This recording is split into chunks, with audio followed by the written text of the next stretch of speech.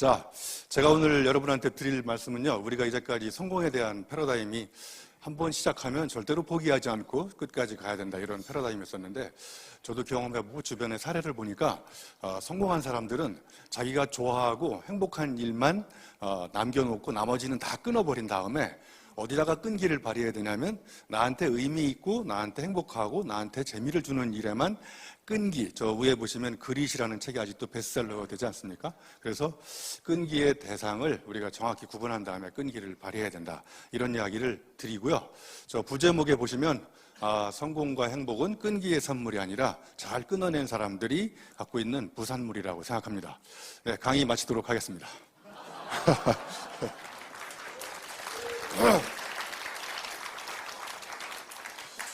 네, 저는 이제 한양대학교 교수이기도 하지만요, 저 앞에 이렇게 지식생태학자라고 써갖고 다니는데요.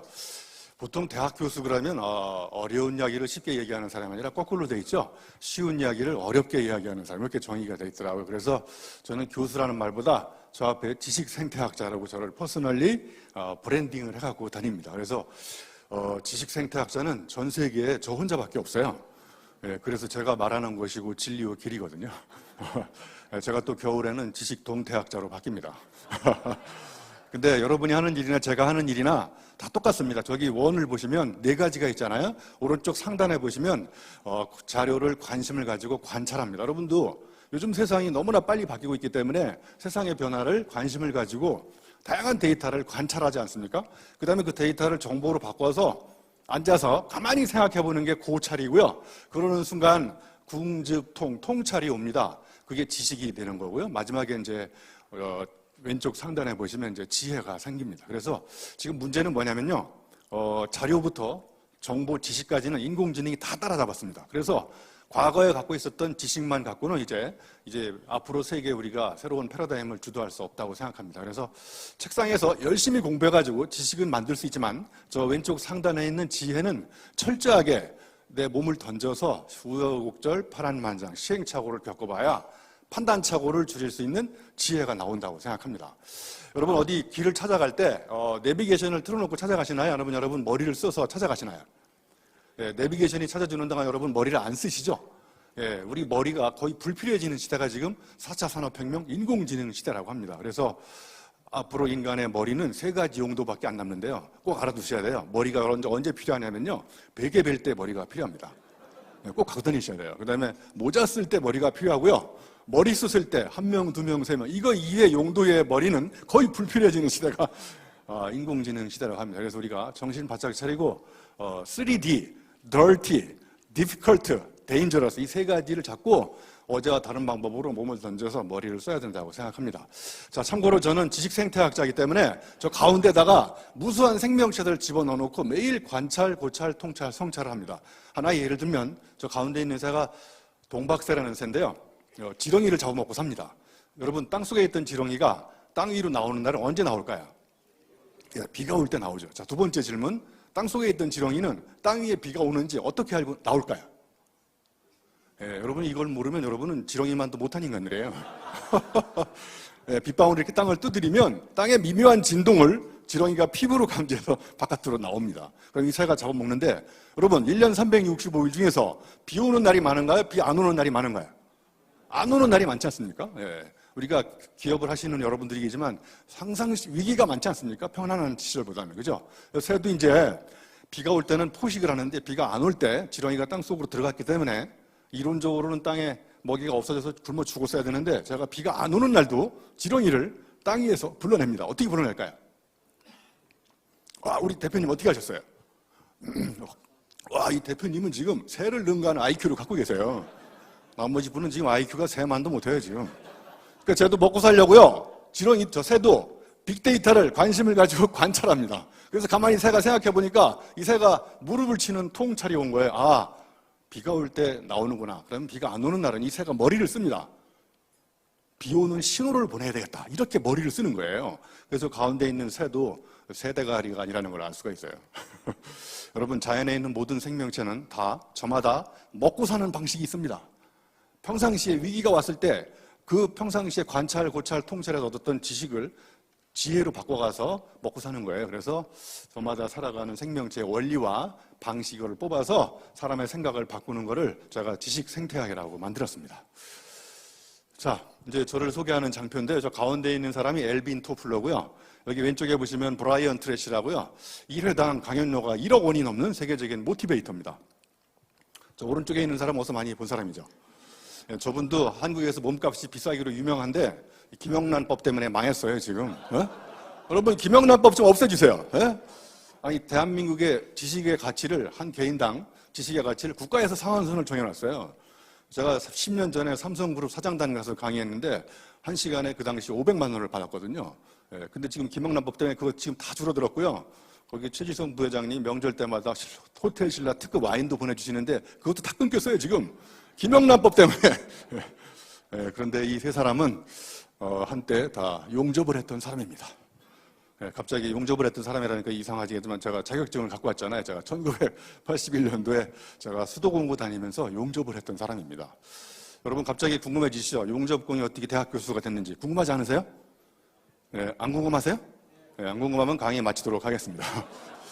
궁금하신 분은 유영만의 청춘 경영이라는 책이 있어요. 그걸 꼭 사보시면 거기에 용접공이 대학 교수가 어떻게 됐는지 다이나믹한 스토리가 나오는데, 저는 요즘에 이제 철판을 용접하지 않고 이게 직업을 바꿨어요. 날리지 웰더라고 그래서 제가 필요할 때마다 아무 지식이 나갔다가 붙여가지고 용접을 합니다. 그래서 포지션 타이틀을 만드는 거예요. 지식 용접공으로. 여러분, 지식 융합, 통섭 이런 단어가 더 와닿습니까? 아니면 지식 용접이 더 와닿습니까? 이렇게 천박한 언어가 다 와닿는 겁니다. 근데 우리가 자꾸 이렇게 소통이 안 되는 이유는 너무 관념적 언어를 쓰기 때문에 이렇게 된 겁니다. 자, 여기 비행기가 이렇게 두 개가 있는데요. 왼쪽 비행기가 멀리 날아갈까요? 오른쪽 비행기가 멀리 날아갈까요? 네, 왼쪽 비행기가 멀리 이게 자동 슬라이드가 또 걸려있구나. 자, 제가 한번 여러분을 위해서 비행기를 하나 갖고 왔습니다. 네. 이게 우리가 학교에서 배운 비행기인데요. 이게 생각보다 멀리 안 날아가거든요. 한번 날려볼게요. 이게 제가 사기치는 것 같은데 혹시 회장님 한번 날려보시겠어요? 네. 네. 자, 우리 관중을 위해 한번 날려보시죠. 세게. 네. 네. 다시 저한테 주시면. 네. 제가 이런 비행기가 멀리 안 날아가서 제가 세계 최초로 개발한 비행기가 있어요. 이거 제가 세계 최초로 개발한 비행기인데 이게 생각보다 멀리 날아가거든요. 이렇게 보시면 멀리 날아가잖아요. 이게 왜 이렇게 됐냐면 저 왼쪽은요, 고생을 별로 안 한 평면 인생을 살아서 조금만 바람이 불어와도 그냥 고꾸라져 버립니다. 그런데 오른쪽 비행기는 이게 제가 아까 점검을 했는데 오른쪽 비행기는요, 일단 내공이 달라 보이지 않습니까? 고생을 많이 해가지고 저기 인생에 주름이 섞여 있어서 저 속에 사이사이에 인생의 지혜가 숨어 있는 거예요. 그래서 일만큼 시련과 역경이 와도 다 멀리 날아갑니다. 예. 그래서 여러분 표정을 보니까 고생을 많이 하신 것 같아요. 그래서 왼쪽에는요, 경험을 안 해봤기 때문에 주로 관념의 언어를, 머리의 언어를 쓰고요. 오른쪽은 몸의 언어를 씁니다. 자, 그러면 이 두 가지가 어떤 차이가 있는지 잠깐 보시겠습니다. 여기 보시면 머리의 언어와 몸의 언어가 있는데요. 자, 머리의 언어는 막히고요. 몸의 언어가 먹힙니다. 자, 또 하나는 머리의 언어는 맴돌지만 몸의 언어는 꽂힙니다. 여러분 예전에 이런 멘트 쓰셨죠? 당신은 나에게 꽂히지만 나는 너에게 꽂혔다. 한국말을 잘 못 알아들으시는 것 같아서 넘어가도록 하겠습니다. 자, 친구한테 전화가 왔는데 이렇게 얘기해요. 야, 나 어쩌지 벌써 퇴근해서 집에 와버리는. 이건 친구한테 가겠다는 건가요? 안 가겠다는 거예요? 안 가겠다는 거예요. 오른쪽은 너 무슨 일이 있나 보구나. 거기가 어딘데? 이거는 친구한테 가겠다는 겁니다. 그래서 머리의 언어는 상대방이 무슨 말을 하는지 관계없이 내가 머릿속에 저장된 언어를 쏟아냅니다. 그러니까 불통됩니다. 그런데 몸의 언어는 상대방이 무슨 말 하는지 잘 상황에 맞는 언어를 그 당시에 감정에 조응해가지고 몸의 언어를 만드는 거예요. 아주 더 쉽게 구분하면 여러분, 왜 시어머니가 아프면 머리가 아프고 친정엄마가 아프면 왜 가슴이 아플까요? 머리가 아프다는 얘기는 나하고 관계가 없다는 거예요. 이해타산을 따지고 행동하지 않습니다. 그런데 가슴이 아프면 나의 아픔처럼 느껴지기 때문에 몸을 던집니다. 그래서 아까 아담 스미스가 얘기하는 도덕감정론의 바로 공감 능력이 바로 저 가슴이 아픈 겁니다. 이 세상은요, 머리가 아픈 사람이 아니라 가슴이 아픈 사람이 혁명을 일으킵니다. 그래서 가급적 저 머리의 언어는 끊어버리셔야 돼요. 줄이시고 가슴의 언어, 몸의 언어를 끈기 있게 많이 만드셔가지고 우리 삶의 지혜로 저는 갖고 가야 된다고 생각합니다. 자, 그래서 저는 이제 고향이 충북 음성인데요. 음성에서 중학교 때까지 수렵, 어로, 채취, 농경 생활하면서 살았거든요. 그래서 자연이 다 책이었었고요. 그리고 수도공고 가서 고2 때부터 술을 마셔가지고요. 지금 소주를 안타깝게 못 마십니다. 어렸을 때 너무 많이 마셔가지고. 그리고 제가 또 경기도 평택 화력발전소 가서 평택, 송탄 이런 밤무대에서 제가 한때 또 주름 잡았던 사람이거든요. 자, 이렇게 산전수전 겪어본 경험을 가지고 지금까지 책을 97번째까지 책을 냈습니다. 네, 그래서 제가 니체는 나체다 이 책을 내가지고 19금 도서에 걸려서 큰일 날 뻔했어요. 자, 그리고 제가 2012년도에 사하라 사막 가서 울트라 마라톤을 뛰다가 120km 지점에서 250km를 뛰는 거거든요. 저게 6박 7일 동안 하루에 40km씩. 그런데 제가 120km 지점에서 탈진 상태가 와가지고 안타깝게 레이스를 포기하고 대신 이런 세계적인 명언을 남기고 왔어요. 알려드릴까요? 네. 절대로 포기하지 마라. 이런 말을 절대로 쓰지 마라. 네. 제가 세계 최초로 남긴 명언이에요. 예. 절대로 포기하지 마라를 믿고 한계에 도전하다가 사람이 죽을 수 있다는 걸 제가 몸으로 겪어본 사람이에요. 그러니까 한계는 책상의 언어가 아닙니다. 머리의 언어가 아니에요. 그거는 한계는 오로지 몸으로 한계에 도전해 본 사람만이 알 수 있는 지혜입니다. 그래서 몸으로 겪어본 언어가 바로 몸의 언어이고 그게 지혜에 해당한다고 저는 생각합니다. 자, 이렇게 책을 열심히 쓰니까요. 사람들이 자꾸 물어봐요. 당신이 쓴 책 중에 제일 좋은 책이 뭐냐? 다음에 나올 책이라고 여기 써 있잖아요. 그죠? 예. 그래서 저는 다음에 나올 책을 계속 이렇게 쓰고 있습니다. 예. 언젠가 한번 크게 걸릴 겁니다. 예. 예, 제가 쓴 책도 여기 나무는 나무라지 않는데 책 제목도 재밌지 않습니까? 예, 제가 한양대학교 우리 제 수업을 듣는 아이들한테 프로젝트를 주는데요. 한 학기 동안 한양대학교 캠퍼스에 있는 나무를 하나씩 선정한 다음에 나무하고 대화를 시켜요. 그래서 일주일에 한 번씩 나무한테 고민을 이야기하면 나무가 뭐라고 그랬는지를 A4 용지에 써갖고 와야 됩니다. 재밌는 프로젝트 아닙니까? 예, 그런데 한 학생이 와가지고 고민이 있다고 교수님 뭐냐 그랬더니 자기가 나무한테 물어봤는데 나무가 아무 대답을 안 한다는 거예요. 그래서 그 친구는 지금 한 학기 더 하고 있어요. 예. 자, 이렇게 해서 제가 엄청나게 책을 쓰고 있습니다. 그런데 왜 이렇게 책을 열심히 쓰냐면요. 저는 고시 체험생 수기집을 읽고 공고생이 행정고시 패스한 수기집을 읽고 제 인생을 바꾼 사람입니다. 그래서 한양대학교 우여곡절 끝에 고시 공부하러 갔는데 천만다행으로 고시 공부할 법학과가 갈 점수가 안 나와가지고 한양대 교육공학과를 80년대 입학을 했거든요. 천만다행으로 또 한양대 교육공학과가 그 당시 신설학과라서 미달이었습니다. 제가 지금 미달인과에 대학 교수가 됐잖아요. 여러분 자제분들도 미달인과를 보내세요. 인생은 어떻게 풀릴지 모르는 거예요. 제가 뭐 대학 교수가 되려고 한양대학교 간 게 아니거든요. 그래서 파울로 코엘료가 이런 명언을 남겼잖아요. 때로는 잘못한 기차가 우리를 올바른 방향으로 데려다 준다. 고시행 기차를 탔는데 그게 행복할 것 같지 않잖아요. 끊어버려야 됩니다. 제가 이따가 인생에서 끊어버린 4가지 사례를 통해서 제가 성공한 사례를 말씀드리도록 하겠습니다. 자, 그래서 이렇게 책을 열심히 쓰는 이유는 제가 책을 통해서 길을 알았고 모교인 한양대학교가 저를 이렇게 키워줘가지고 제가 이 책의 인세를 모아서 제가 정년 퇴임할 때 유영만의 장학재단을 만들 겁니다. 그래서 한양대학교 교육공학과에 들어오는 후배들이 전액 장학 근무로 다니게 하는 게 꿈인데 지금 문제가 심각합니다. 책이 잘 안 팔리고 있어요. 여기 오신 여러분들이 오늘 제 책을 한 권씩만 사주시면 제 책이 바로 또 베스트셀러에 올라가고 인쇄의 기금이 많이 모아지는 걸로. 그래서 여러분 자제분을 저한테 보내주시면 제가 공부를 시켜드리고 이렇게 해서 윈윈 전략이 아니겠습니까? 근데 이렇게 책을 열심히 쓰니까 자꾸 정치권에서 유혹이 와요. 이 박근혜 정권 때도 연락이 왔었는데 정말 안 가길 천만다행이에요. 갔으면 큰일 날 뻔했어요. 갔으면 지금 동부 구치소에서 콩만 먹고 있을 거예요. 지금 한양대학교 교수 아직도 콩밥 먹고 있는 사람이 있습니다. 인생은 한순간의 판단입니다. 제가 청와대까지 끌려갔지만 안 갔어요.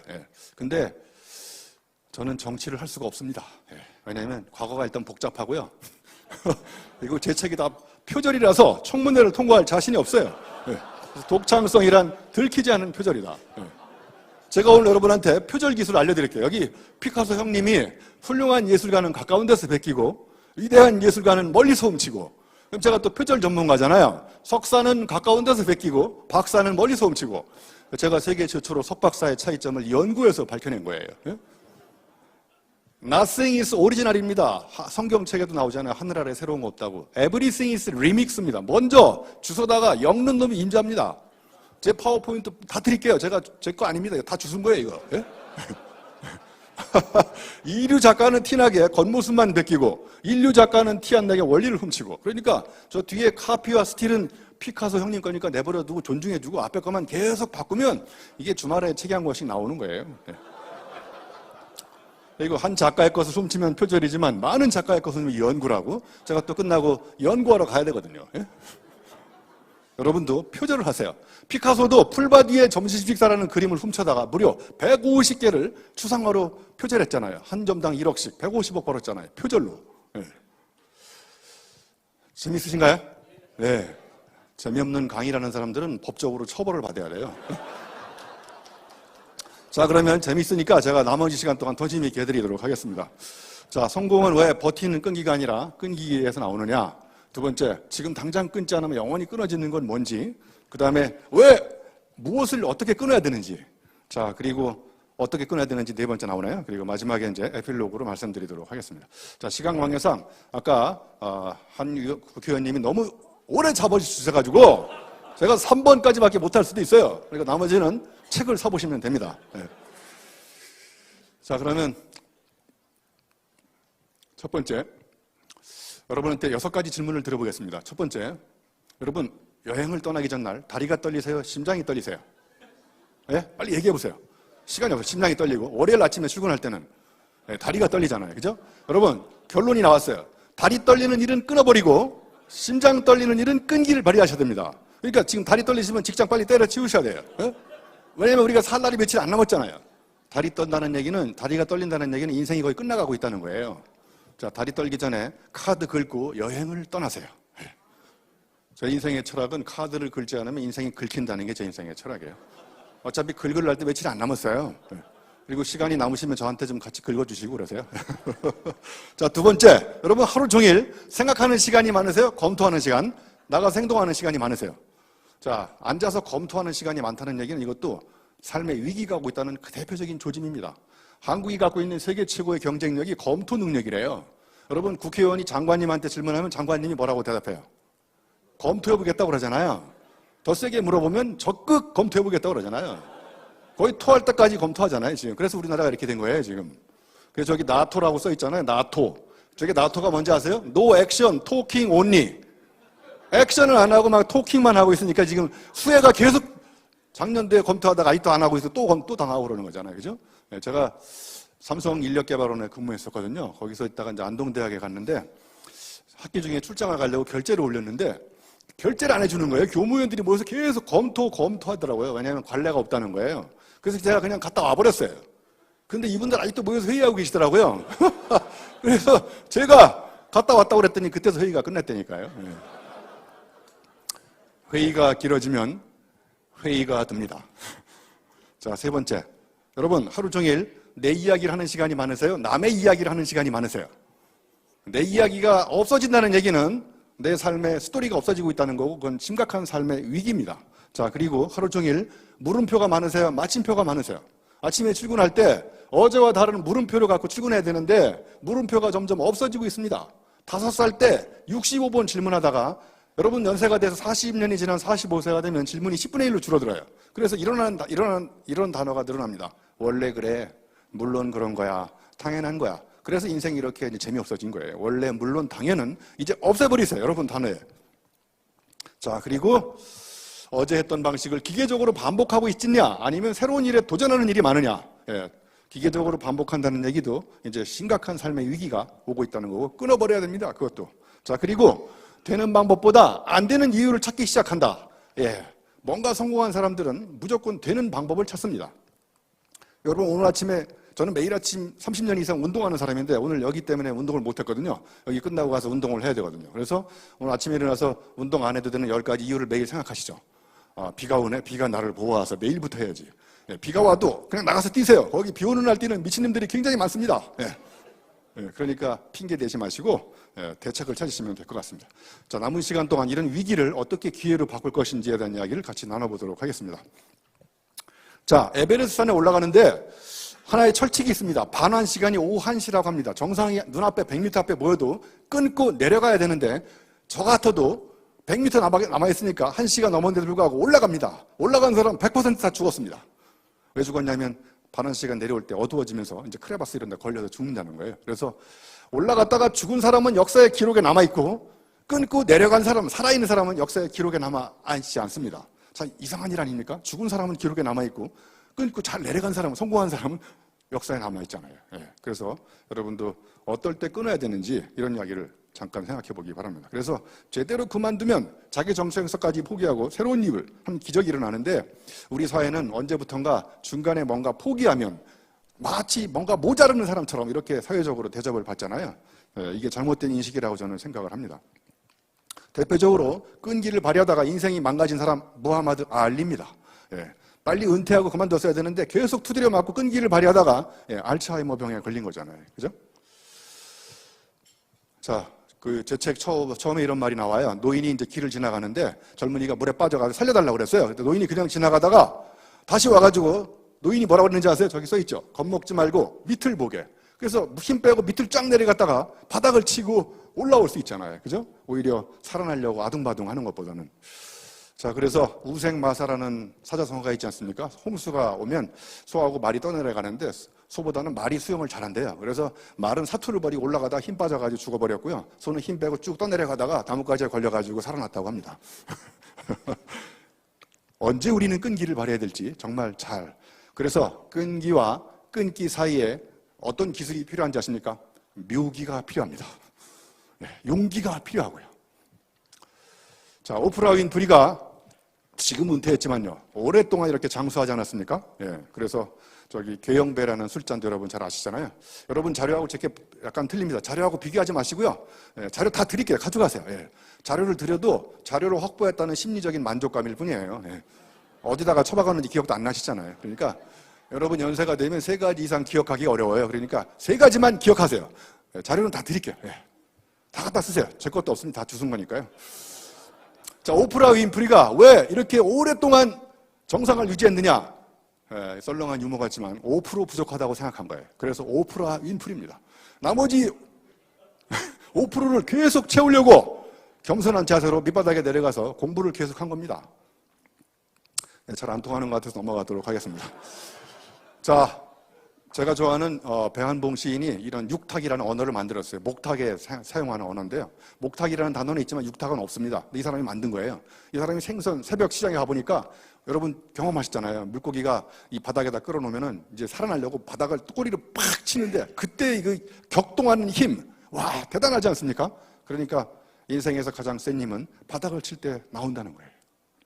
그래서 바닥을 쳐본 사람만이 인생의 노을, 삶을 알 수 있다고 생각합니다. 자, 퀴시라는 책이 나왔는데 거기에 보면 이렇게 왜 우리가 못 끊냐면 여기 못 끊는 심리적 이론들이 쭉 나옵니다. 여러분 늘 보시면 아시겠지만 다 우리가 아는 건데 전문 용어를 섞어가지고 저렇게 표현한 거예요. 손실, 회피, 성향. 뭔가 주식에 투자했는데 손실이 계속되고 있음에도 불구하고 끊지 못하잖아요. 그러니까 다 망하는 거죠. 그죠? 그리고 뭔가 시작하면 끝까지 포기하려고 하지 않는 현상 유지 성향이라든지 이런 모든 성향들이 우리로 하여금 이런 게 다 어떤 정확한 계산된 이론이 아니라 심리적 인지 오류라는 거예요. 그런 오류들을 빨리 우리가 끊어버려야 된다고 생각합니다.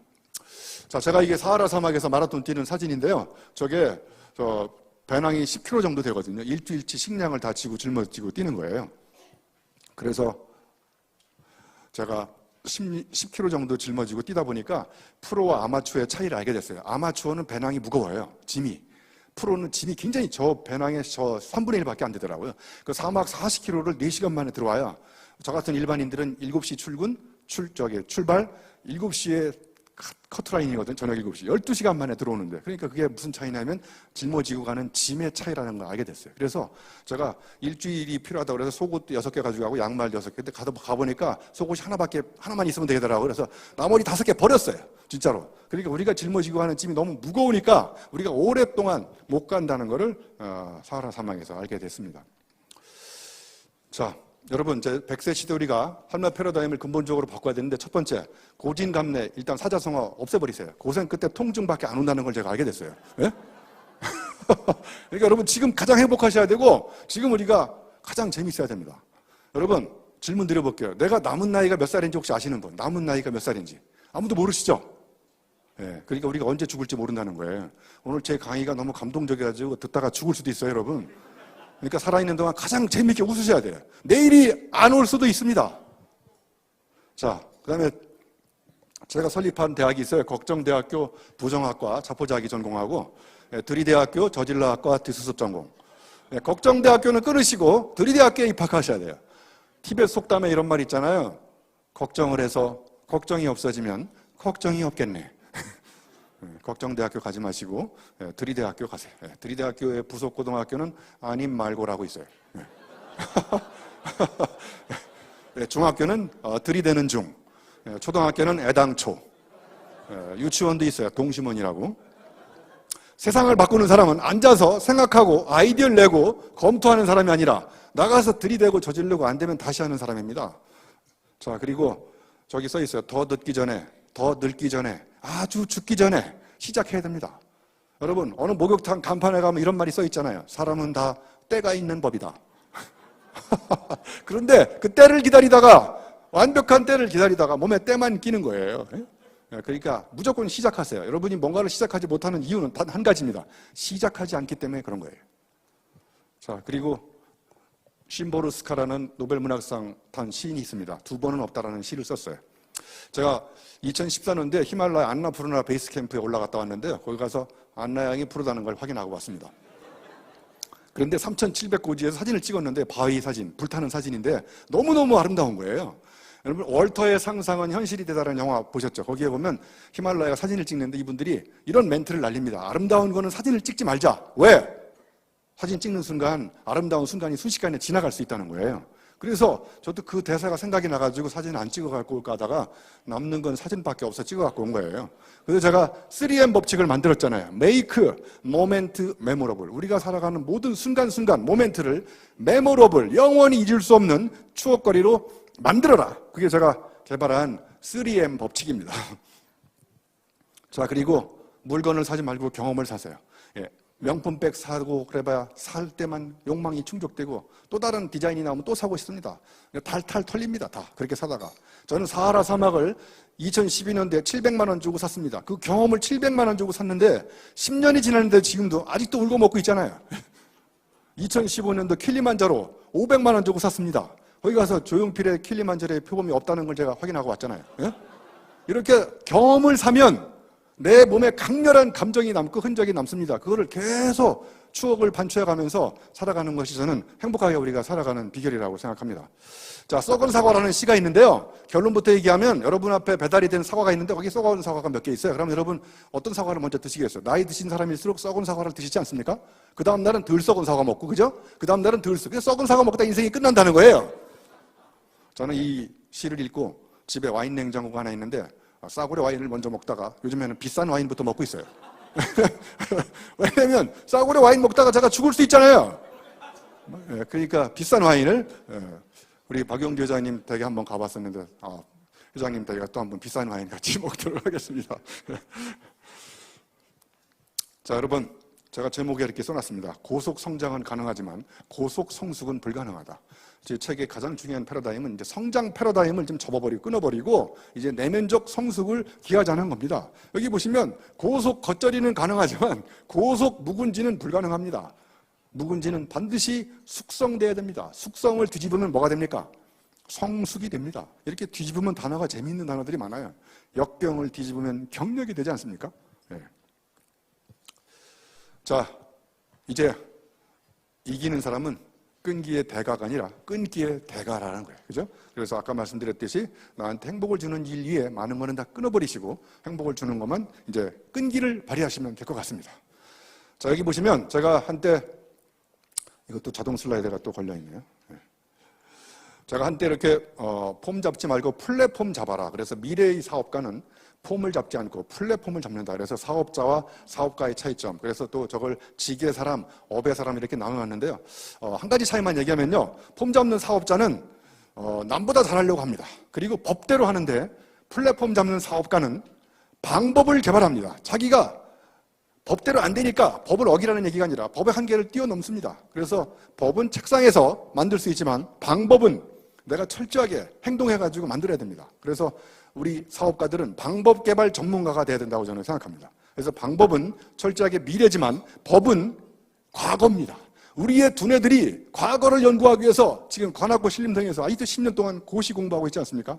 빨리 끊어버려야 됩니다, 그거. 예. 자, 그래서 이렇게 베스트 완이냐, 올리 완이냐, 남보다 잘하느냐, 전보다 잘하느냐, 노동으로 일하느냐, 놀이로 일하느냐, 법대로 하느냐, 방법대로 하느냐, 이런 차이가 있습니다. 자, 그러면 이제 제가 인생에서 끊어버렸던 4가지를 한번 첫 번째 말씀드리도록 하겠습니다. 갑자기 분위기가 숙연해지는데 왜 그런 건가요?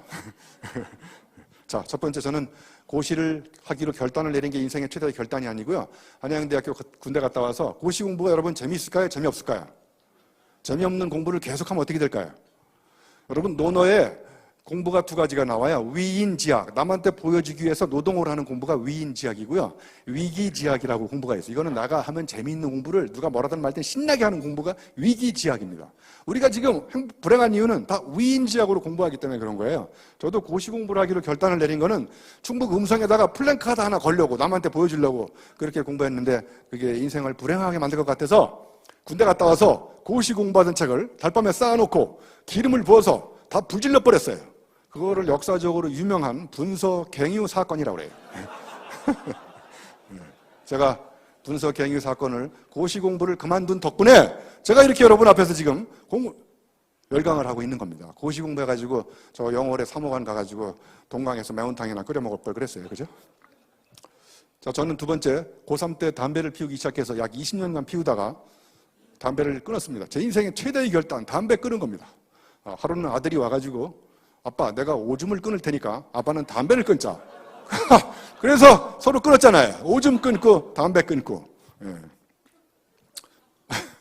자, 3번째, 저는 직장을 2번 그만뒀는데 하나는 평택 화력발전소에 2년간 근무하다가 고시공부하려 한양대 갔을 때 끊었고요.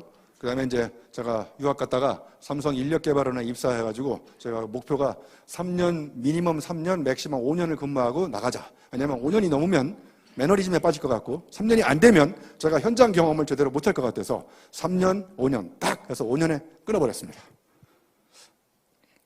자, 마지막으로 제 몸이 굉장히 좋아 보이죠? 예, 제가 드럼을 3년 동안 연주했는데 왠지 드럼 공연하기 전날 항상 다리가 떨리더라고요.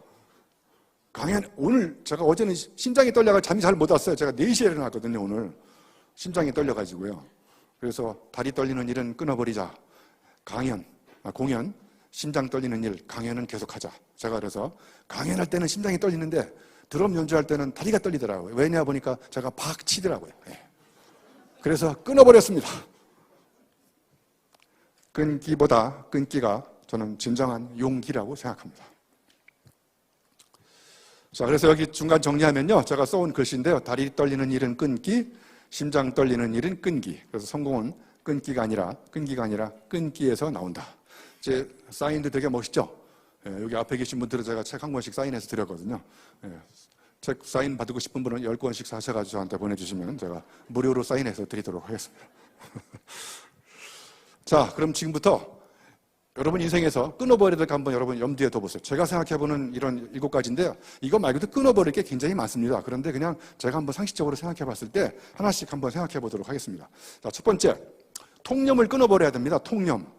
통념은요, 과거에 옳다라고 믿었던 신념인데 세월이 지나가지고 그게 고정관념에 빠져버린, 더 이상 신념으로 통용되지 않는 건데 그걸 믿고 있지 않습니까? 예를 들면 리처드 바크가 쓴 갈매기의 꿈에 보면 높이 나는 새가 멀리 본다는데 그 새가 갈매기잖아요. 여러분 저 멘트를 믿으세요?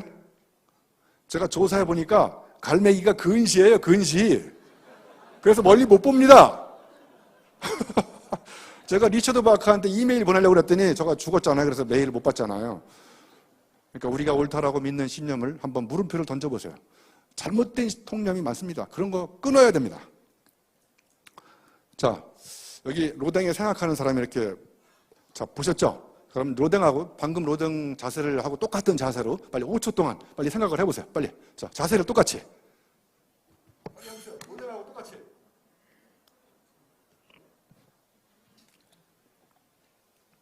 왜 안 하세요? 요즘 학생들은 말을 안 들어요, 이렇게. 응? 여기 보시면 오른쪽 팔꿈치가 왼쪽 허벅지에 올라가 있죠. 그죠? 오른쪽 팔꿈치가 왼쪽 허벅지. 똑같이 해보세요. 진짜로. 한번 해보세요. 자, 오른쪽 팔꿈치가 왼쪽 허벅지.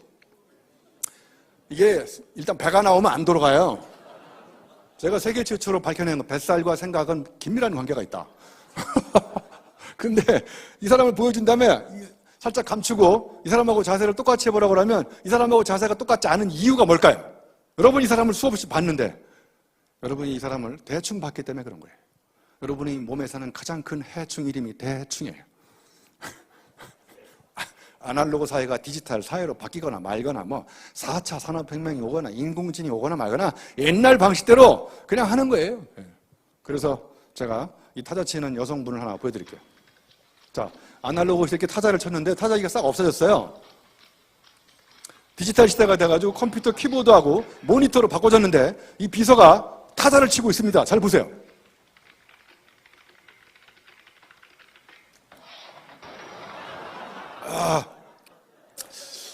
왜 밀어버렸을까요? 저기 맨 밑에 하얀 글씨로 써 있는 거 다 같이 크게 읽어보세요. 자, 시작. 습관적이라는 말은 습관이 적이라는 말이다. 저런 거 끊어버려야 됩니다. 왜 못 끊냐면요. 인간은 한번 습관이 생기면 자꾸 그 본능적으로 그걸 따라가려고 합니다. 그래서 여러분이 지금 다 아날로그 세대인데 아날로그가 무슨 의미인지 아세요? 아날로그? 안 하려고. 여러분이 데리고 있는 디지털 N세대들은 15초 간격으로 웃겨주지 않으면 그 다음 학기에 폐강을 각오해야 되는 세대입니다. 이 친구들의 삶의 철학이 지금 재미없으면 안 하는 거예요. 근데 우리는 인내, 끈기, 물고 늘어지기 이런 걸로 우리가 인생을 살아온 거잖아요. 그거 빨리 끊어버려야 됩니다. 그런 거. 예? 그래서 여러분은 KKSS라고 그래서 까라면 까고 시키면 시키는데 이런 철칙을 갖고 살았잖아요. 여러분 제자 팀원들은 KGSD, K 까라면 G 개개요. S 시키면 D 도주하고. 그래서 삼요라는 질문이 있잖아요. 뭘 질문하면 제가요? 네. 왜요? 이런 식으로 질문 안 되잖아요. 그죠? 자, 제가 통념에 사로잡혀 있는 이 전문가들도 한번 생각해 봤는데요. 여러분이 파리학과 1학년 때 입학했다고 생각해 보세요. 그러면 파리학과 1학년 때 파리학 개론 배우죠. 개론. 혹시 개론 책 읽고 눈물 흘리신 분 계세요? 감동받으신 분. 개론. 개론은 다 머리의 언어라서 감동을 주지 않습니다. 그래서 이제 파리학과 학사를 졸업하면 이제 파리학 개론 배우고 앞다리론, 뒷다리 하나씩 배운 다음에 졸업하면 이제 파리 학사가 되죠. 학사는 이제 뭐라고 그러냐면요. 이제 모든 걸 알 것 같다 이렇게 얘기하는데 학사의 정확한 정의는 들은 적은 있으나 설명할 수 없는 상태, 이게 학사예요. 그래서 이제 대학원 석사과정에 입학하잖아. 이때부터 문제가 심각해집니다. 이때부터 전공을 선택해야 돼. 앞다리 전공. 뒷다리 전공, 앞다리 전공한 교수님한테 가서는 앞다리만 얘기해야 됩니다. 뒷다리 얘기하면 마저 죽어요. 예? 그래서 앞다리 전공한 놈은 이런 논문을 씁니다. 앞다리를 떼가지고 실험실에 가서 2년간 연구합니다. 파리 앞다리의 움직임이 파리 몸통에 미치는 영향에 관한 연구. 아니, 앞다리를 떼가지고 실험실로 갔기 때문에 그 파리 앞다리는 죽은 다리예요? 산 다리예요? 죽은 다리예요! 그러니까 석사는 이제 뭐라 그러냐면, 이제 뭘 모르는지 알 것 같다. 참고로 앞다리 전문가한테는 절대로 뒷다리를 물어보면 안 됩니다. 이 사람은 앞다리 전문가입니다. 그래서 전문가의 정의가 전문적으로 문외 아닌 사람, 한우물 파다가 매몰된 사람, 깊이 파다가 깊이 대상이 된 사람 이런 전문가가 끊어야 됩니다. 자, 그 다음에 이제 박사는요 더 심각합니다. 앞다리를 통째로 전공하면 졸업이 안 되기 때문에 앞다리 발톱을 전공합니다. 발톱. 그래서 앞다리 발톱 학술대회가 열려요. 여기서 발톱끼리 막 싸워요. 네 발톱이 더 크냐 내 발톱이 더 크냐. 그래서 파리 앞다리 발톱 성분이 파리 앞다리 성장에 미치는 영향에 관한 연구. 논문이 다 뭐가 뭐에 미치는 영향에 관한 연구예요. 미치겠어요 그런 논문 읽으면. 그래서 이제 박사는 뭐라고 그러냐면 나만 모르는 줄 알았더니 남들도 다 모르는군. 참고로 석자는 돌석자라는 거 아세요? 돌석자? 돌이에요. 돌 갈다 보면 열버져가지고 열불박자가 돼서 박사가 되는 거예요. 그리고 이제 저같이 파리학과 교수님이 되려면 앞다리 발톱을 전공하면 교수가 되기가 어려워요. 파리 앞다리 발톱에 낀 때를 전공해요. 때. 파리 앞다리 발톱 때 학술대회가 열려. 여기 때는 또 학파가 있어요. 여기 까만 때 학파, 노란 때. 때끼리도 소통이 안 돼요 지금. 때에 대한 진리설이 다 달라요. 까만 설, 노란 설, 누리꾸리 설 이렇게 다 틀려요. 그래서 이제 대학 교수는 뭐라고 그러냐면 어차피 모르는 거 끝까지 우겨야 되겠다. 이렇게 다짐합니다. 그래서 이런 전문가들이 지금 소통이 안 되기 때문에 이런 전문가와의 소통은 왜 안 되느냐면요. 다 문을 열지 않고 자기가 최고라고 생각하고 그냥 한 우물에 갇혀서 살고 그러잖아요. 그죠? 그래서 전문가는 다른 전문가와 만나야 됩니다. 그래서 제가 만들었어요. 새로 전문가를. 사이 전문가라고 들어보셨나요? 전문가와 전문가 사이에 차이를 전공하는 전문가. 세계 최초로 제가 전문가를 만들었잖아요. 자, 두 번째 끊어야 될 수가 있는 인간관계입니다. 여러분 옆에 사람 한번 봐보세요. 빨리. 밥맛이 있게 생겼는지. 밥맛이 없는 인간관계는 빨리 끊어버려야 됩니다. 제가 몇 년 전에 한 해를 정리하면서 저를 괴롭혔던 인간 쓰레기 10명을 생각한 다음에 이런 인간을 만나면 인간이 망한다. 그래서 10명을 뽑아가지고 브런치에 글을 썼는데 지금까지 약 60만 명 이상이 그 글을 보고 가는데 책은 아직도 6만 권도 안 팔리고 있어요. 예? 이런 사람 만나죠. 여기 귀마가 필요할 때 나타나서 필요한 거 딱 부탁하고 싹 사라지는 인간들. 나만 생각하는 나쁜 놈이 나쁜 놈이에요. 자, 그리고 자기 과시하는 사람 있잖아요. 그리고 말문을 막아버려요. 입을 닥쳐버려요. 수많은 분 중에서 왜 말문을 막는지 모르겠어요. 말이 나왔으니까 경마장에 말이 싫어하는 거 3가지 알려드릴게요. 첫째, 말문을 막으면 말이 싫어해요. 말꼬리 잡으면 말이 싫어하고, 그리고 말 더듬으면 말이 싫어해요. 너무 썰렁해서 다음으로 넘어가도록. 그리고 옛날 이야기하는 사람이 있잖아요. 이선희 노래 중에 옛날이요 이런 노래 있잖아요. 저는 오비 모임 다 끊어버렸어요. 오비 모임에 가면 20년 전, 30년 전 이야기를 계속 하고 있습니다. 미래가 없는 모임은 끊어버려야 됩니다. 자, 그리고 익숙한 낯선 곳에 안주하는 사람들, 그리고 책도 안 읽어요. 우리는 OECD 국가 중에 책 가장 많이 안 읽잖아요. 그리고 장점을 지적해도 시간이 없어 죽겠는데 꼬투리 단점만 잡고, 그죠? 은혜 입으면 은혜를 저버리는 저버림. 다 3글자로 만들었잖아요. 왜 읽어? 귀마가 필요한 꼬투리 저버림. 그죠? 이런 인간관계 끊어야 됩니다. 자, 두 번째 끊어야 될 인간관계 중에요. 제가 두 번째가 아니라 제가 또 세계 최초로 지식 산부인과 의사인 건 아시나요? 제가 책을 한 권 쓸 때마다 심한 지식 입덧에 걸립니다. 지식 입덧 이런 용어 처음 들어보셨죠? 지식 자연분만 유도법 이런 것도 처음 들어보셨죠? 제가 세계 최초로 지금 지식 임신에 대해서 연구하고 있는데 한국 산부인과 의사협회에서 의사로 인정 안 해줘요. 죄송하지만 여기 의사분 계신가요? 의사소통이 가장 안 됩니다. 저를 소개할 때 지식산부인과 의사라고 소개했더니 의사가 나타나가지고 나보고 의사냐고 물어보더라고요. 그럼 의사다 그랬더니 그러면 의사 자격증을 보여달라는 거예요. 내가 만든 건데 무슨 자격증이 필요하냐. 그랬더니 적법한 절차를 밟고 세 번째 줄 의사 자격증을 따라는 거예요. 정말 이 친구를 어떻게 끊어버릴까 하다가 제가 이렇게 물어봤어요. 야, 그러면 색채의 마술사 샤갈은 마술사냐 쟤는? 응? 그러면 윤봉길 의사는 의사야 그러면? 그랬더니 더 이상 나하고 얘기하고 싶지 않다는 거예요. 여러분, 재수없는 인간은요, 재수없는 방식으로 대응해야 끊어집니다.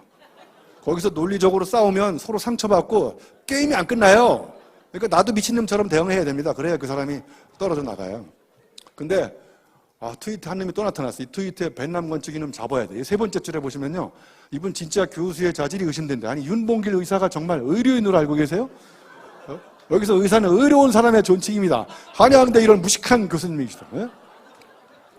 우리 주변에 의사들이 저한테 이런 시비를 건다니까요. 그래서 제가 저의 필생의 프로젝트는 의사들 대상으로 의사소통 과정을 개발하고 싶어요. 그러면 구두 대학병원 차린 놈은 병원 설립 허가증이 있냐? 왜 쟤는 고소 안 하냐? 나만 고소하고. 그랬더니 교수님은 의사가 아닌데 의사라고 사기를 쳤다는 거예요. 그래서 나보고 대중을 상대로 공개 사과하라고 그래서 제가 공개 사과를 이렇게 했어요. 이 공개 사과예요, 이게. 그랬더니 더 이상 나하고 얘기하고 싶지 않다는 거예요. 우리 주변에는요, 전문가들이 이렇게 재수없는 방식으로 다뤄보니까요, 그죠? 제가 여러분한테 지금 공하고 개하고 사과를 순서대로 하나씩 따로따로 보여주면 절대로 웃지 않아요. 그죠? 여러분 지금 왜 웃었냐면 어디서 많이 봤는데 하나로 붙어 있잖아요. 이게 창조입니다. 창조의 정의. 흔해 빠졌잖아요. 공하고 개하고 사과. 흔치 않게 결합했잖아요. 공개 사과. 지식과 산부인과 의사. 따로 떨어지면 익숙한 단어지만 갖다 붙이면 세계 최초로 지식 임신에 대해서 연구하는 이런 놀라운 상상력이 생기는 겁니다. 그런데 의사들이 의사를 인정 안 해주잖아요, 저를. 그래서 진짜로 영어로 책을 쓰고 있어요, 지금 영어로. 한국에서 안 알아줘가지고. 그래서 아마존 베스트셀러를 만든 다음에 제가 한국에 갖고 와가지고 다시 번역을 하려고 그래요. 저자와 번역자가 같은 사람 보셨나요? 이거 세계 최초입니다, 이것도. 뭔가 이게 안 되면 되는 방법을 찾으면 됩니다. 예? 안 되는 건 끊어버리셔야 돼요. 예. 저런 인간들 빨리 끊어야 됩니다. 예. 자, 여기 동영상이 하나 나오는데요. 한번 잠깐 보세요.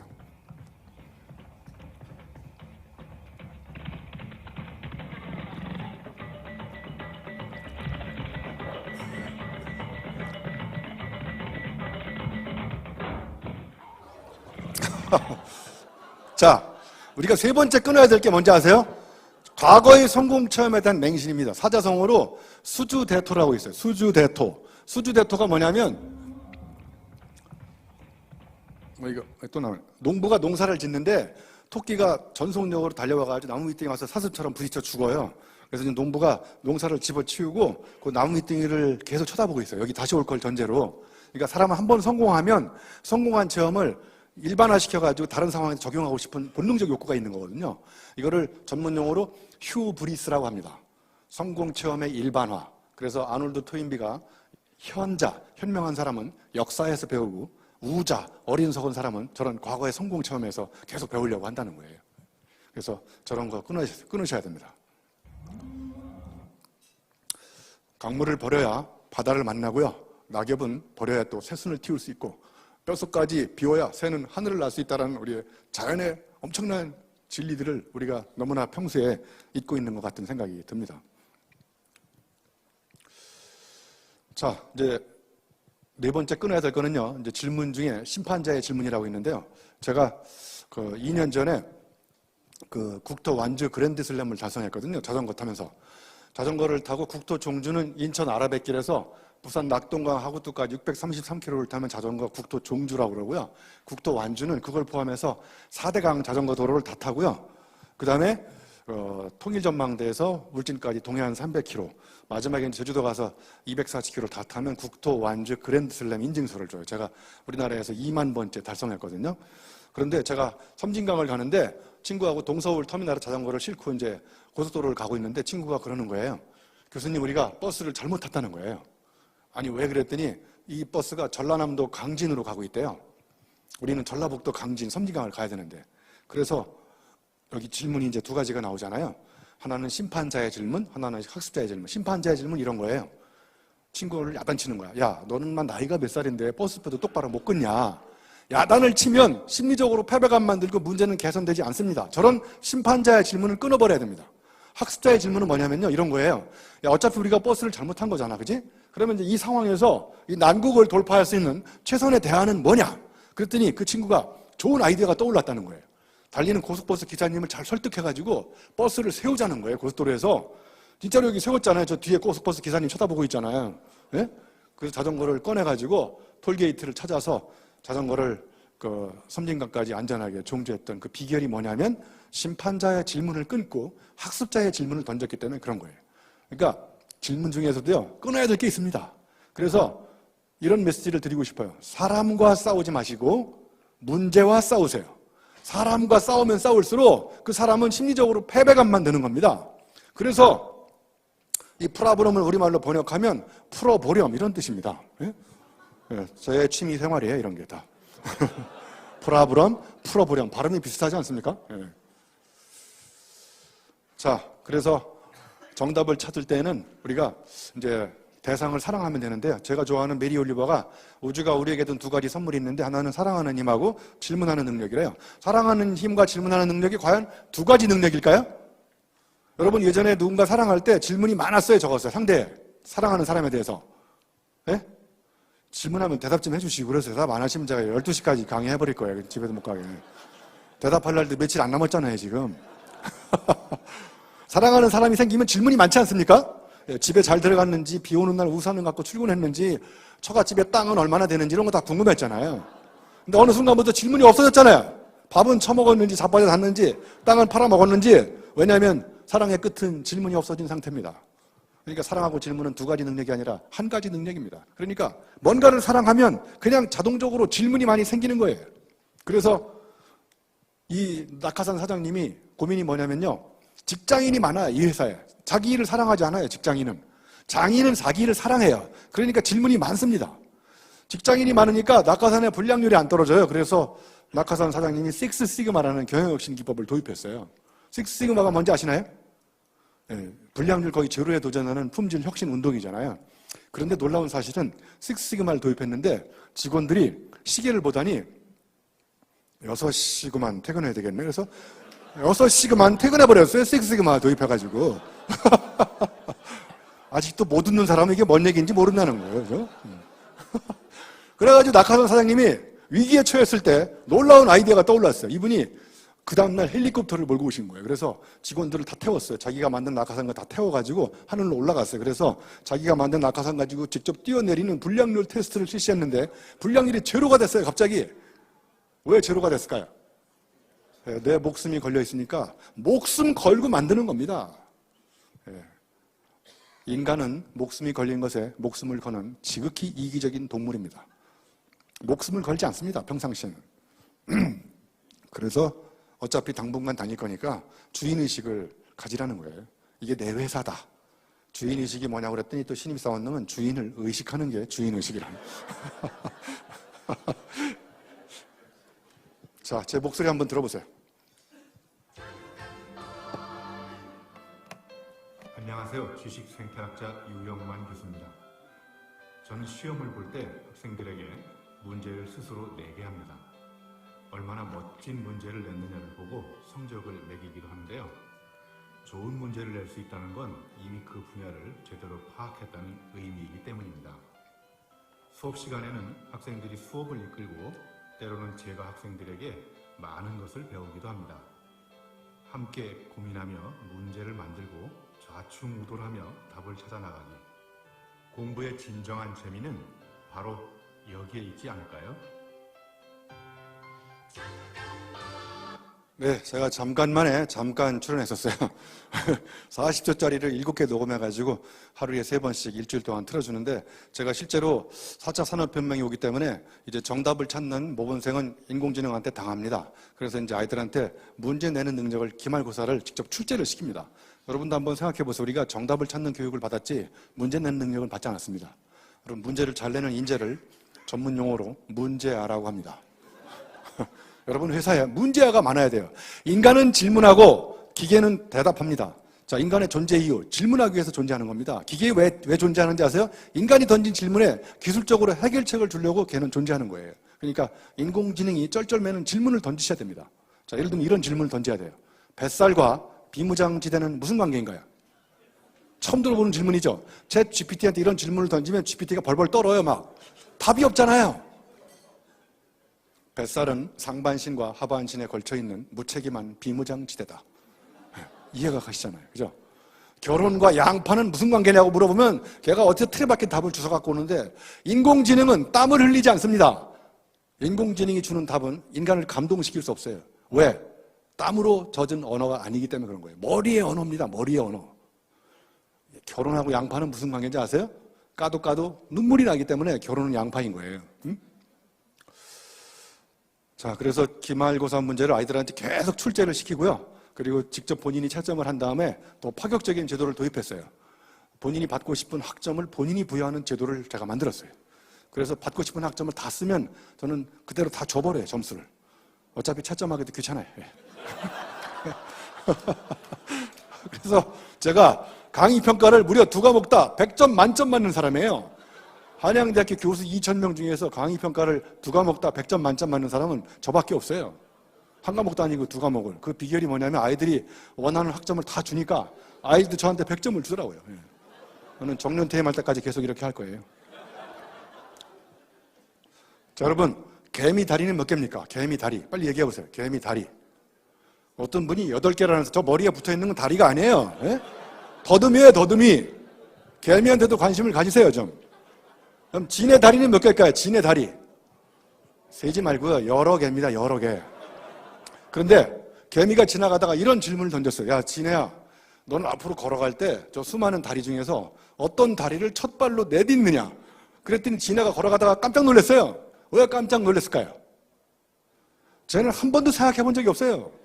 죄송하지만 여러분이 지금 진해 같은 인생을 살고 있는 거예요. 아무 생각 없이 출근하는 거잖아요. 이렇게. 아무 생각 없이 퇴근하고 그런 사람한테 생각하게 만드는 가장 강력한 방법은 질문을 던지는 겁니다. 그래서 우리 모두는 질문을 던져가지고 낯선 생각을 잉태하게 만들어주는, 특히 리더분들은 질문술사가 되셔야 돼요. 리더십의 핵심은 질문에서 나옵니다. 지시, 명령은 끊어버리시고 충조, 평판, 충고, 조언, 평가, 판단 가급적 줄이세요. 그거 계속하면 꼰대입니다. 꼰대는 입력은 고장났는데 출력만 살아있습니다. 그런 꼰대를 누가 좋아하겠어요? 30년 전의 이야기를 계속하고 있으니까요. 그래서 중간 정리를 해보면 사랑을 하면 이렇게 질문이 생깁니다. 그냥 저절로. 그러니까 질문은 테크닉의 문제가 아니고요. 사랑과 열정의 문제입니다. 그러면 불가능에 도전하고 가운데 혁명이 일어납니다. 그러니까 혁명을 일으키는 가장 강력한 방법은 내 일을 사랑하는 겁니다. 그러면 직장인에서 장인으로 바뀌고, 그리고 집에 안 가고 놀이터로 재미있게 놀면서 어제와 다른 질문을 던져놓고 불가능에 도전하고 한계를 일으킵니다. 경계를 넘나들면서요. 여러분, 질문 드려볼게요. 정상에 오른 사람은 정상입니까? 예.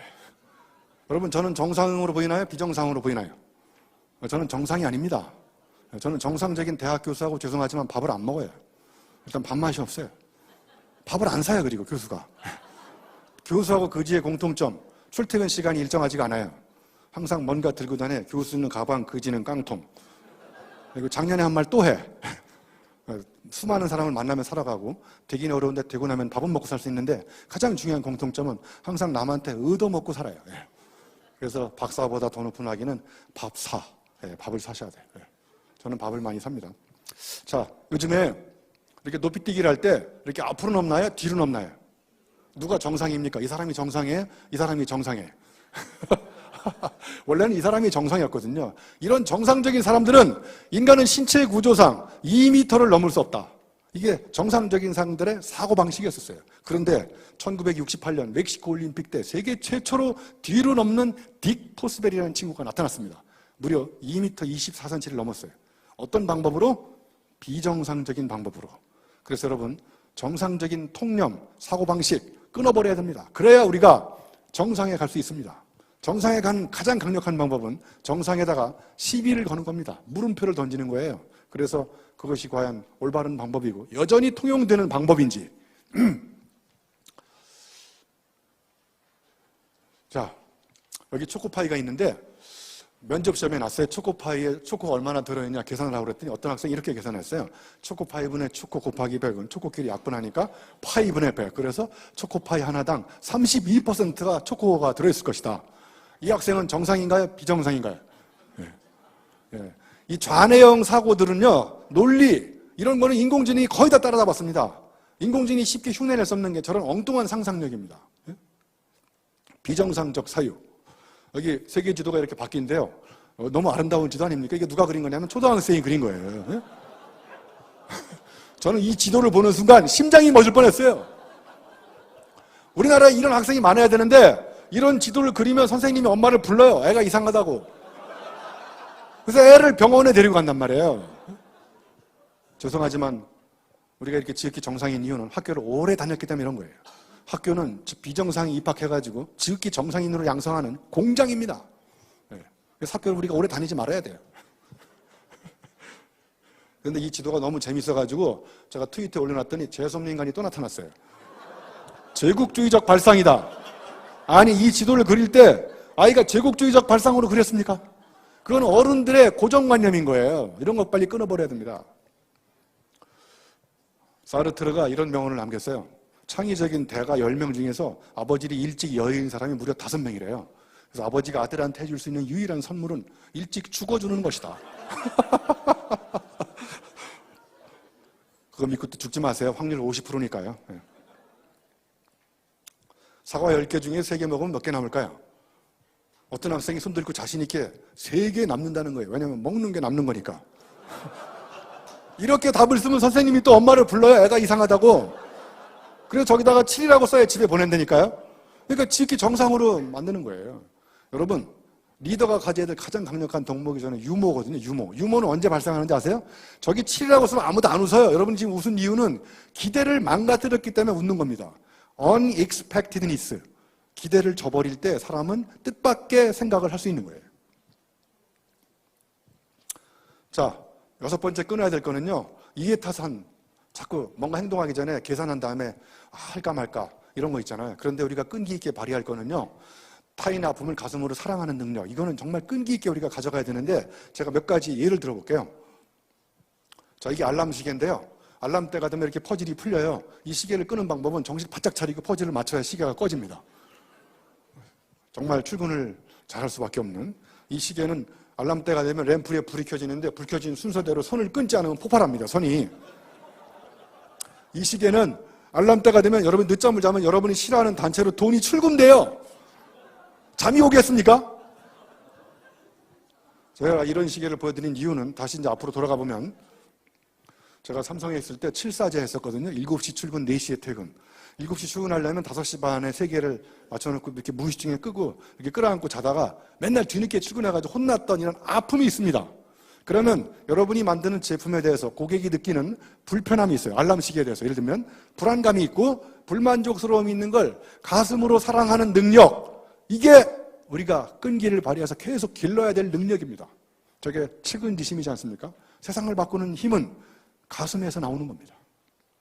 자, 그러면 사례를 몇 가지만 더 보여드릴게요. 자, 이게 무동력 청소 기계인데요. 이거 누가 만든 거냐면, 청소하기 귀찮은 여성들의 아픔을 사랑한 사람이, 저 여성들의 아픔을 어떻게 하면 치유할 수 있을까? 그래가지고 이 아이 2명만 풀어놓으면 거의 거실 50평이 청소가 되는 거예요. 네? 이런 거 누가 개발하느냐? 머리 좋은 사람이 개발하지 않아요. 여성의 아픔을 사랑하는 사람이 개발하는 거예요. 이게 주무시면서 운동할 수 있는 기계예요. 여러분같이 아침에 일찍 출근하는 사람들, CEO분들을 위해서 이렇게 주무시면서 운동할 수 있는 기계를 개발한 거예요. 이렇게 저같이 수염 많이 나는 사람, 앞에 한 바퀴 돌면 면도도 되고 이발도 되고, 면도하기 귀찮은 남성들의 아픔을 사랑한 사람이 개발한 겁니다. 이거는 화장하기 귀찮은 여성들의 아픔을 사랑한 사람, 바로 출근할 수 있어요. 저렇게 혁신적인 화장품. 여러분, 새로운 혁신은 타인의 아픔을 사랑할 때 거기서 비로소 혁명이 시작된다는 거예요. 제가 소주 정수기를 개발했는데, 이거 빨간 거 누르면 따뜻한 정종이 나와요. 파란 거 누르면 청아가 나오고. 근데 저는 고2 때부터 소주 사업들이 병으로 용접하면서 마셔가지고 소주를 지금 못 마셔요. 소주를 못 마시는 사람들을 불쌍히 여기는 거 한자로 얘기하면 인이거든요. 측은지심. 그죠? 다행히 저는 소맥은 잘 마셔요. 괜찮아요. 근데 여러분은 삼겹살에 구워가지고 소주를 마시고 있고요. 저는 물만 마시고 있어요. 그럼 여러분 기분이 좋으세요? 가슴이 아프지 않으세요? 안 아프신가 보구나. 머리가 아프신가. 예. 가슴이 아프면 저 유영만 교수를 어떻게 하면 소주를 마시게 하는 방법은 없을까? 이런 타인의 아픔을 측은지심으로 사랑하는 사람이 소주를 액체 상태로 못 마시니까 기체 상태로 코로 흡입하게 소주 가습기를 개발하게 된 거예요. 예? 이걸 틀어놓고 주무시면 그 이튿날 출근이 불가능한 거예요. 예? 그러니까 소주 액체 시장만 있다는 것도 잔해형 인간들의 고정관념인 거예요. 머리가 좋은 사람이 저런 걸 개발하지 않아요. 소주를 못 마시는 사람들을 불쌍히 여기사 어떻게 하면 소주를 마시게 할 수는 없을까? 소주 기체 시장이라는 블루오션이 개발되는 것은 스마트한 사람이 절대 개발하지 않습니다. 리더는 타자의 아픔을 가슴으로 사랑하는 측은지심으로 혁신적인 제품이나 서비스를 개발하는 문화 건축자가 되어야 된다 얘기합니다. 자, 7번째 끊어야 될 거. 저는 우리가 불행한 이유가요, 이게 역설인데요, 목표 중심으로 살기 때문에 불행하다고 생각해요. 하나 예를 들어볼게요. 저 강남에 한 부부가 있었는데요, 아파트를 마련하는 게 꿈입니다. 그래서 50평짜리를 마련했고요. 그리고 베란다도 테라스 카페처럼 꾸몄고요. 독일제 커피 머신도 설치하고 영화관, 오디오 시스템 설치했는데 갖출 건 다 갖췄는데 남편이 아침에 출근해서 생각해보니까 서리봉투를 집에다 놓고 온 게 생각이 나가지고 집에 갔어요. 집에 갔는데 놀라운 현상을 목격했어요. 그 집에서 일하는 아주머니가 오디오를 쫙 틀어놓고 커피 한 잔 빼가지고 베란다 테라스 카페에 앉아가지고 그 집안의 모든 시설을 누가 즐기고 있어요? 그 집안에 일하는 아주머니가 즐기고 있어요. 이 부부는 목표가 또 생겼어요. 아파트를 5평 더 늘려야 돼. 그래서 휴일 반납, 야근 불사하고 전속력으로 목표 달성하러 달리는 거예요. 그래서 아침 먹을 시간이 없어가지고 저렇게 설레임처럼 짜먹는 죽을 짜먹으면서 운전하면서 짜먹어요. 빨간불 켜있을 때 죽을 짜먹어요, 아침을. 왜 이런 인생을 삽니까? 파란불 켜있을 때 짜먹고 가다가 부부가 신호등을 들이받고 죽었어요. 그래서 그 집은 가정부가 차지했다는 설이 있어요. 목표 달성하다가 목숨이 끊어집니다. 목표는요, 이렇게 생각하시면 돼요. 재미있게 일했는데 나도 모르는 사이에 달성된 부산물로 생각하셔야 돼요. 산물 중심으로, 결과 중심으로 생각할수록 인간은 불행하다는 걸 제가 한번 여러분한테 어설픈 이야기를 드려보겠습니다. 드린 겁니다. 자, 이제 시간이 다 돼서요. 제가 끊는 방법에 대한 이야기를 해보도록 하겠습니다. 자, 여러분, 뭐를 끊어야 되고 뭐를 끈기 있게 발휘해야 되려면 가치 판단의 기준이 필요합니다. 저는 저 밤하늘에 떠 있는 모든 추상명사들이 별이라고 생각해 보세요. 별. 그런데 유독 여러분의 심장을 두드리는 단어 3개, 5개를 선정하라. 그럼 저는 저 단어가 제 심장을 두드리는 단어거든요. 자, 그러면 예를 들어서 대학원 제가 면접 볼 때 어떤 학생을 떨어뜨리고 어떤 학생을 뽑느냐. 첫 번째, 열정. 눈동자에 불꽃이 튀기는 학생, 합격입니다. 눈동자가 동태는 불합격. 제가 인간관계를 만날 때 사람이 열정적인 사람, 그 다음에 신뢰를 소중하게 생각하고 어제와 다르게 생각이 늘 남다른 사람, 이런 사람은 인간관계를 끈기 있게 가져가는 거고, 생각이 고루한 사람, 신뢰를 고무신자처럼 버리는 사람, 현실에 안주하고 도전하지 않는 사람, 이런 사람은 끊어버리는 거예요. 그러니까 끊을기와 끈기의 대상을 구분하려면 첫 번째, 여러분이 마음에 가치 판단의 기준, 저 키워드가 있어요. 저걸 전문용어로 핵심 가치라고 합니다. 기업에도 핵심 가치가 있지 않습니까? 그래서 이걸 다시 정리해보면 가장 밑바닥에 신뢰가 무너지면 나머지 것 다 무너지는 거예요. 그리고 가운데 있는 뜨거운 심장이 뛰면서 혁신과 도전의 날개를 달고 행복의 목적지로 가는 거예요. 그럼 저 5가지 키워드가 저한테는 나침판의 역할을 하고 북두칠성이 아니라 북두오성이고요. 등대의 역할을 하는 거예요. 제가 어디로 가야 될지 이런 것들을 저한테 기준을 제시할 때 끊어야 될지 끈기를 발휘해야 될지. 그래서 디자인, 포르쉐 디자인 슬로건이잖아요. Change it, 바꿔라. 그러나 바꾸지 마라. 끊임없이 혁신을 계속해서 변화하고 있는데 멀리서 봐도 저건 포르쉐 디자인 자동차라는 거를 DNA를 바꾸지 않습니다. 그래서 don't change it. 절대로 바꾸지 말아야 될 거는 저런 키워드 5가지는 don't change it. 그리고 바꿔야 될 거는 저대로 세상을 바꾸는 거예요. 제가 오늘 여러분한테 열정적으로 강의를 해서 여러분의 마음을 열정적으로 바꾸는 거예요. 그리고 세상을 열정적으로 변화시키는 거고, 그리고 혁신적으로, 도전적으로, 행복하게. 자, 제가 이제 이 킬리만자로 올라갔던 사진이에요. 올라갔는데 진퇴양난의 위기에 빠진 거예요. 그래서 진퇴양난의 위기에 빠져가지고 이게 밤 11시에요. 4,700고지에서 5,800으로 올라가는 건데요. 잠을 못 자고 올라가가지고 정말 이제 끊어야 될지 끈기를 발휘해야 될지, 이때는 끈기를 발휘했는데 진퇴양난이 잘못됐다는 걸 제가 알게 됐어요. 진퇴양난, 앞으로도 못 가고 뒤로도 못 가는 위기가 없더라고요. 앞으로도 못 가고 뒤로도 못 가면 옆으로 가면 되더라고요. 옆으로. 예? 그래서 올라갔다 내려올 때 여러분 그 시 아시죠? 내려갈 때 보았네, 올라갈 때 못 본 그 꽃. 고은 선생님 시잖아요. 그 시가 잘못됐다는 걸 제가 알게 됐어요. 내려갈 때도 졸려가지고 아무것도 안 보여요. 그래서 제가 이 시를 이렇게 바꿨어요. 내려갈 때도 못 보았네, 올라갈 때 못 본 그 꽃. 이렇게 바꿨어요, 시를. 그래서 고은 시인이 만나면 꼭 여쭤보려고 그래요. 혹시 안 올라가 보시고 시를 쓴 것 같다고. 이렇게 내 몸을 관통하는 경험이 없이는 이 세상의 진리인지 아닌지를 판단할 수 있는 근거는 없어지기 시작합니다. 자, 그러면 끊어야 될 것과 제가 5분 정도에 끝내도록 하겠습니다. 자, 여기 가지치기가 2가지가 나오잖아요. 가지치기는 하나는 가지를 끊어버리는 거고요. 하나는 가지를 이렇게 뻗는 걸 가지치기라고 그러잖아요. 그죠? 그래서 그냥 내버려 두면 가지치기를 잘 못합니다. 그러니까 핵심적인 가치, 잘 뻗어나가는 가지만 남겨놓고 나머지는 가지치기를 해야 가지치기를 계속 할 수 있는 거잖아요. 그죠? 그럼 여러분 인생에서, 사업에서 가지치기를 해야 될 것과 가지치기를 더 잘해야 될 것, 이 중간에 묘기가 필요하거든요. 그때 바로 가치 판단의 기준이 필요하다고 저는 생각하거든요. 자, 이제 마치도록 하겠습니다. 여기 보시면 이제 우리가 위기가 올수록, 이런 때일수록, 경제 빙하기일수록 우리가 하고 있는 업의 본질이 진짜 중요하다는 걸 알게 되거든요. 자, 예를 들면 호텔은 숙박업일까요? 추억 재생업일까요?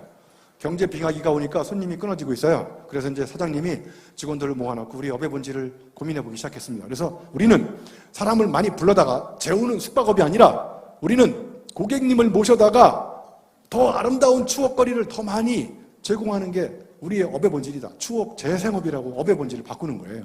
이렇게 하면은 경기 위기를 극복할 수 있는 그 본질적인 생각이 떠오르거든요. 여기 여성분들이 있어서 죄송하지만 사례 중에 룸사롱은 정보보안업입니까? 유흥업입니까? 예, 죄송합니다. 이런 질문을 드려서 한번 생각해 보세요. 자, 그래서 이적의 단어 중에 이런 말이 나오더라고요. 싫은 사람과 같이 일하지 않아도 먹고 사는데 지장이 없는 상태. 성공의 진정한 의미라고. 예. 자, 이제 제가 다 지나고 나머지 한 가지만 말씀드려 보도록 하겠습니다. 여기는 이제 넘어가고요.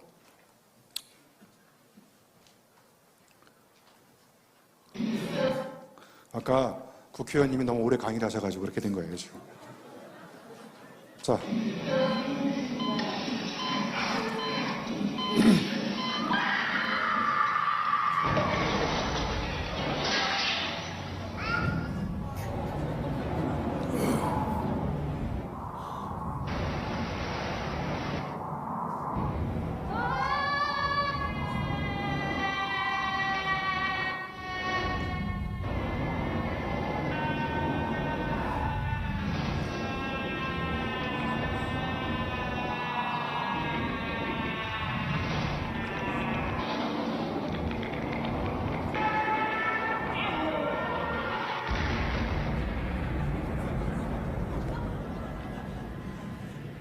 인생은 짧다라는 동영상입니다. 속도를 끊으시고 밀도를 끈기 있게 발휘하십니다. 속도는 인생에 불행을 주는 비결이고요. 밀도는 여러분이 매 순간 느끼는 삶의 행복감입니다. 밀도감이 촘촘해야 여러분의 삶이 행복해지는 거예요. 제가 제주도에서 100km 마라톤을 뛴 적이 있는데요. 3일 내내 1등하는 일본 친구가 있더라고요. 여러분, 그 1등하는 일본 친구는 제주도의 아름다운 풍경이 보일까요? 안 보일까요? 안 보입니다. 예, 저같이 뒤에서 뛰는 사람들은 제주도 아름다운 풍경을 다 감상하고 뛰는데요. 둘째 날 해변도로를 달리는데 저 앞에 이렇게 막걸리집이 보이더라고요. 여러분, 제가 마라톤을 뛰다가 막걸리를 마셨을까요? 안 마셨을까요? 마셨죠, 제가. 예, 여러분, 제가 비정상이라고 그랬잖아요. 막걸리를 마시는 순간 제주도의 땅이 갑자기 내 땅처럼 다 보이더라고요. 그래서 전율하는 행복감이 오더라고요. 여러분, 음주 마라톤 한번 꼭 뛰어보세요. 예. 결승선에 가면 술이 깨는 이런 해장 마라톤. 아니, 이렇게 사는 게 행복한 거지. 전속력으로 달려가지고 1등 했는데 관절염 걸려가지고 병원에 가면 병원비도 안 나오잖아요. 그죠? 자, 그래서 제가 여기는 이제 넘어가고요. 제가 이제 교회 다니시는 분을 유심히 관찰해 봤더니 이분들이 주행 속도에 따라서 찬송가가 다르더라고요. 60km일 때는 주와 함께 길 가고 80km일 때는 날마다 주께로 더 가까이 가시고 100km일 때는 요단강을 건너가시고 120km가 되니까 이제 주여 나 이제 갑니다. 가는 거예요. 아, 그러니까 하느님을 빨리 영접하는 방법은 주행 속도를 높이면 되는구나. 이따 가실 때 150km로 밟아버리세요. 그러면 바로 하늘나라로 가실 수 있고요. 근데 진짜 마지막으로 하나만 말씀드리고 가겠습니다. 자, 제가 좋아하는 잭 길버트라는 시인이 고집스러운 기쁨이라는 단어를 만들었어요. 저기 저렇게 써 있잖아요. 막다른 벽에 부딪혔을 때 우리는 앞문과 뒷문만 진퇴양난의 위기에 빠지지 마시고 옆으로도 가시고, 그러니까 하나의 희망이 절망이면 그 희망의 종류를 바꿔버리라는 거예요. 그러면 또 다른 희망이 여기저기 있는데 그게 바로 고집스러운 기쁨이라는 거예요. 예를 들면 제가 김영란법 때문에 절망이지 않습니까? 가세가 기울고 있어요. 그런데 그걸 계속 잡으면 절망인데 스승의 날 선물도 못 받고, 그런데 하루는 스승의 날 선물을 갖고 왔어. 아이들이 딱 열어보니까 쿠폰북을 갖고 왔는데 첫 번째 장에 휴강권 이런 게 있어요. 아, 휴강권이 3장이나 들어있을 때 한 학기에 휴강을 3번 했다니까요. 너무 감동적이잖아요, 선물이. 두 번째 장을 여니까 대리운전권 이런 게 있어요. 진짜로 전화하니까 제자들이 제 차를 끌어다 주는 거예요. 그리고 세 번째 장에 와인 시음권 이런 게 있어요. 그러니까 계산은 교수님 이렇게 써 있더라고요. 여러분, 우리가 절망에 빠졌을 때도 그 절망만 계속 쳐다보지 마시고 희망의 종류를 바꾸세요. 약간만 바꾸면 그 기쁨들이 또 여러 군데 퍼져 있을 수 있어요. 그거를 고집스러운 기쁨이라고 합니다. 그런 거는 끈기 있게 찾아내시고 절망은 끊어버리시고. 예, 강의 마치도록 하겠습니다. 고맙습니다. 네, 이른 아침부터 열정적으로 강연해 주신 유영만 교수님께 다시 한번 큰 박수 부탁드립니다.